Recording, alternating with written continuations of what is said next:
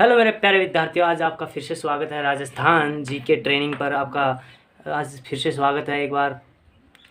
मैं अनीस मेवाल, जो कि आपको शिक्षण अभिरुचि का अध्ययन करवाता हूं। आज मैं आपके लिए टॉपिक लेकर आया हूं व्यावसायिक प्रतिबद्धता। आज आपके लिए नया टॉपिक क्या है? व्यावसायिक प्रतिबद्धता। आज हम इसकी बात करेंगे कि व्यावसायिक प्रतिबद्धता क्या होती है, इसका क्या अर्थ होता है, ये एक शिक्षक के लिए क्यों महत्वपूर्ण है, इसकी परिभाषा क्या होगी, इन सब का हम आज अध्ययन करेंगे। तो मैं सबसे पहले जो लिखा है शब्द व्यावसायिक, इसकी मैं बात करूँ कि व्यवसायिक क्या होता है। व्यवसायिक जो हम काम धंधा करते हैं, जो कार्य करते हैं हम, वो जो हमारे जीवन यापन के लिए जो कार्य करते हैं, जैसे हमारे माता पिता जो हैं वो कार्य करते हैं, खेती का जॉब करते हैं, सरकारी गवर्नमेंट जो जॉब है वो करते हैं। ये जो सब कार्य हैं वो जो हमारे जीवन यापन करने के लिए जो रोज़मर्रा के जो कार्य करते हैं वो क्या हो गया? व्यवसाय हो गया हमारा, जिससे हमें क्या होती है? इनकम होती है। इनकम का जो हमारा स्रोत होता है वो सब व्यवसाय के अंतर्गत आते हैं। और प्रतिबद्धता का अर्थ होगा समर्पण। अतः हम इसकी बात करें तो व्यावसायिक यानी कि व्यवसाय जो हमारा व्यवसाय है, व्यवसाय के प्रति प्रतिबद्धता यानी कि समर्पण। व्यवसाय के प्रति यानी कि व्यवसाय के प्रति क्या होना चाहिए? समर्पण होना चाहिए। उसके प्रति क्या होना चाहिए? रुझान होना चाहिए। उसके प्रति अच्छे से रुझान होना चाहिए। उसके प्रति हमें निष्ठा होनी चाहिए। हमारा जो कार्य है उसके प्रति हमारी क्या होनी चाहिए? निष्ठा होनी चाहिए।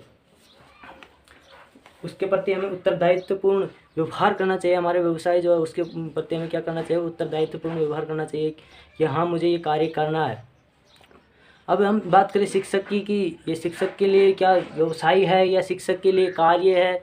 तो विद्यार्थियों, एक शिक्षक भी एक बहुत बड़ा व्यापारी होता है। शिक्षक के जीवन में भी शिक्षण के साथ साथ यानी कि हम बात करें जो शिक्षण है जो भी क्या एक व्यवसाय है। जो शिक्षण का जो क्षेत्र वो भी क्या है? व्यवसाय है, एक बहुत बड़ा व्यवसाय है। पर वो हमारी आजकल सोच क्या है कि वो जैसे कि एक महिला है जो महिला से लड़ती है, जैसे सास है जो बहू से लड़ती है, और यानी कि जो अपनी बेटियां होती है, महिलाएं जो अपनी बेटियों के प्रति प्रेम नहीं रखती, वो बेटियों से जलती हैं। जैसे बेटी हो जाने पर बेटियों से भेदभाव करना, बेटे से अधिक प्रेम करना।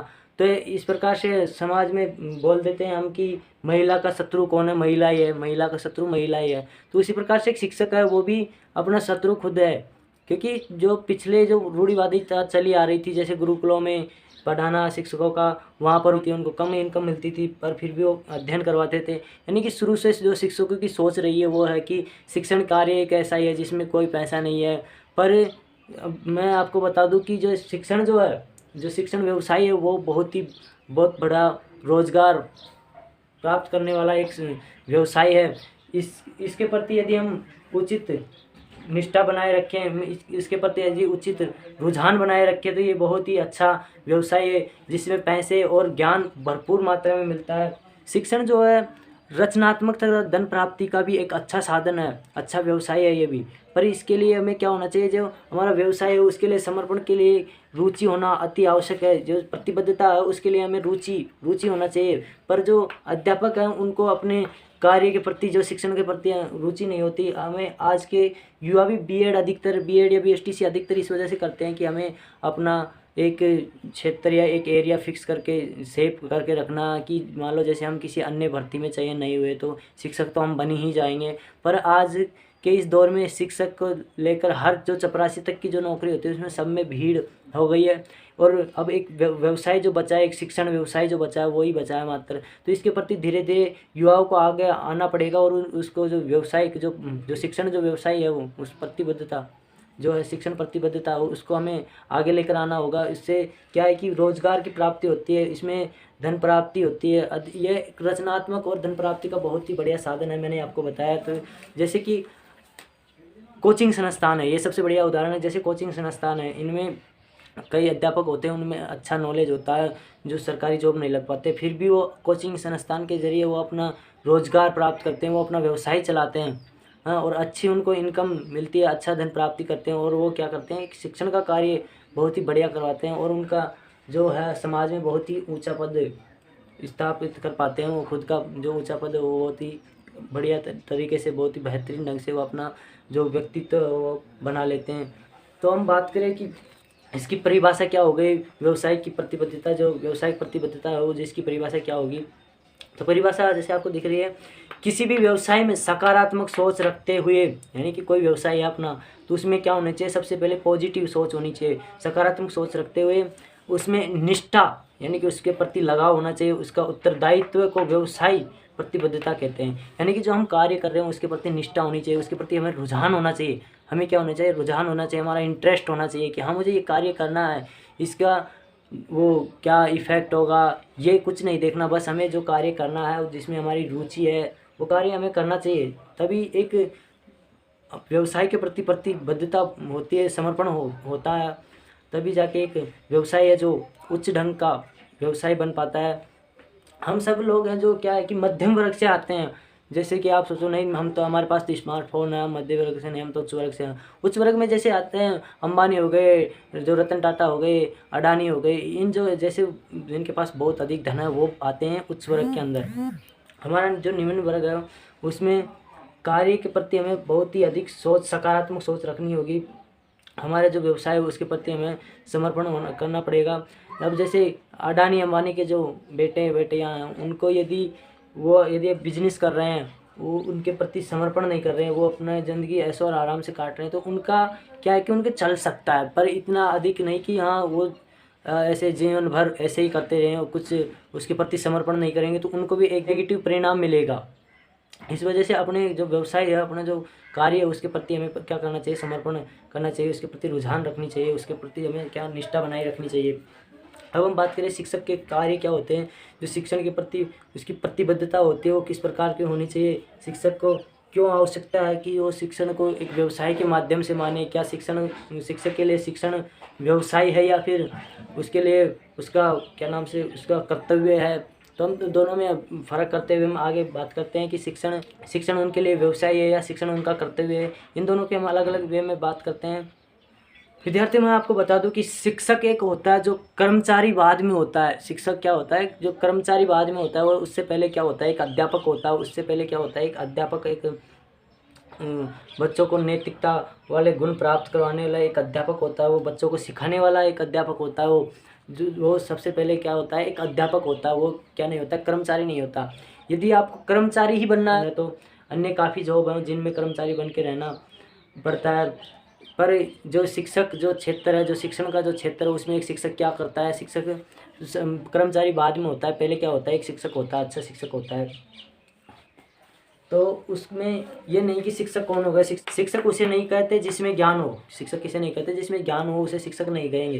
ज्ञान अधिकतर में ज्ञान होता है जो अच्छे पैसे वाले होते हैं, जो अच्छे बिजनेसमैन होते हैं, जो अदर क्षेत्र में कर्मचारी हैं, राजस्थान पुलिस हो गई, आईएएस वगैरह हो गए, ये सब उनमें एक आईएएस होता है, आईपीएस ऑफिसर होता है, यूपीएससी जो क्लियर करता है, वो सब क्या होते हैं? उनमें सब में ज्ञान होता है, पर वो शिक्षक नहीं होते।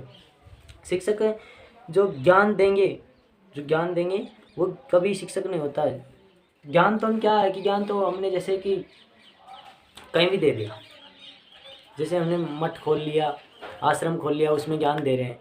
पर एक जो शिक्षक की बात करें हम कि भाई शिक्षक कौन होगा, शिक्षक कैसा होना चाहिए, शिक्षक किसे कहेंगे, तो शिक्षक की हम बात करें तो शिक्षक होगा, शिक्षक में नैतिक मूल्य हो। शिक्षक में क्या हो? नैतिक मूल्य हो। शिक्षक में सोच उसकी सकारात्मक हो। सोच क्या होनी चाहिए? सकारात्मक हो। उसका व्यवहार अच्छा हो। उसका व्यवहार क्या होना चाहिए? अच्छा होना चाहिए। भेदभाव उसका क्या नहीं होना चाहिए? वो किसी के साथ भेदभाव नहीं करे कि रामलाल का बेटा ये है, श्यामलाल का बेटा ये है, मैं इससे अच्छा व्यवहार रखूँगा। इसके प्रति उसके कोई मतलब नहीं रहना चाहिए। शिक्षक को एक व्यवसाय यानी कि उसे एक धन प्राप्ति का भी स्रोत रखना चाहिए। जैसे आश्रम हो गया, उसमें बाबा जी बन गए और वो ज्ञान दे रहे हैं, वो ज्ञान अलग है। उसमें ये नहीं है कि उसके प्रति मुझे कुछ प्राप्त हो। एक शिक्षक जो होता है, जो शिक्षण ग्रहण करवाता है, तो उसमें उसे शिक्षण जो ग्रहण करवाता है, शिक्षण करवाता है, तो उसके बदले में उसे क्या मिलना चाहिए? उसे धन भी मिलना चाहिए। उसकी जो रोज़मर्रा की जो आवश्यकता है उनकी भी क्या होनी चाहिए? पूर्ति होनी चाहिए। उसका जो जीवन यापन होगा वो केवल शिक्षण के कारण या शिक्षण के बाद में जो कार्य करता है, जो अपनी मेहनत करता है, उसके बदले उसे जो धन प्राप्त होगा वो उससे वो अपना जीवन यापन कर पाता है। तो उसके लिए शिक्षण जो मुफ्त में करवाना हो गया तो वो तो क्या हो गया? आदेश देना, ज्ञान बांटना हो गया वो तो। पर जो एक शिक्षक होता है वो शिक्षण करवाता है, उसके बदले में उसे कुछ मिलता है, उसे उसके बदले में कुछ मिलता है, जैसे धन हो गया और कुछ हो गया। जैसे पहले गुरुकुलों में शिष्यों को भिक्षा मांगने भेज दिया करता था, एक गुरु होता था जो, तो उससे एक गुरुकुल का जो खर्चा था वो चलता था। ऐसे करके उसको जो गुरु होता था, जो शिक्षण करवाता था, उसको शिक्षण के बदले उसको भिक्षा मिलती थी। पहले। और अब क्या है कि जो धन प्राप्ति होती है, धन मिलता है, तो जो ज्ञान जो शिक्षण करवाता है, जो एक शिक्षक होता है वो ज्ञान देता है, जो बच्चों को कुछ सिखाता है, तो उसके बदले में उसे कुछ मिलना चाहिए। तभी एक शिक्षण होता है वो व्यवसाय में जो तभी एक शिक्षण होगा जो क्या होता है व्यवसाय में इंक्लूड होगा, वो तभी उसमें शामिल होगा, व्यवसाय में शिक्षण व्यवसाय में शामिल होता है तभी। जैसे हम बात करें कि आपको घर वाले कोचिंग करवा रहे हैं, आपको घर वाले पढ़ा रहे हैं, आपको जैसे आपने बोला कि पापा मुझे 5,000 चाहिए, आज 10,000 चाहिए। उसके बाद में वो जो आपको पैसे देते हैं, तो उनको पता है कि ये एक टीचर बन जाने के बाद में क्या करेगा, इसके बदले में अच्छी इनकम प्राप्त करेगा, एक शिक्षक बनने के बाद में अच्छी इनकम प्राप्त करेगा। इस वजह से वो आपके पैसे लगाते हैं कि ये पढ़ेगा, इस टाइम पैसे खर्च करेगा तो इसका जीवन अच्छे से सफल हो जाएगा। ये सभी बातें सोचकर वो आपके ऊपर पैसे खर्च करते हैं कि हम जो आज पैसे लगाएंगे उनके दुगने डबल तीने अच्छी इनकम ये प्राप्त कर लेगा। तो इन बातों के माध्यम से इन बातों से हम तय कर सकते हैं कि एक जो शिक्षण होता है वो भी एक व्यवसाय के अंदर शामिल होता है। शिक्षण व्यवसाय भी एक अच्छा धन प्राप्ति का साधन होता है। अब हम बात करें कि शिक्षक के क्या कार्य होते हैं, शिक्षक का किस प्रकार का भाव होना चाहिए, शिक्षक के क्या क्या कार्य होने चाहिए।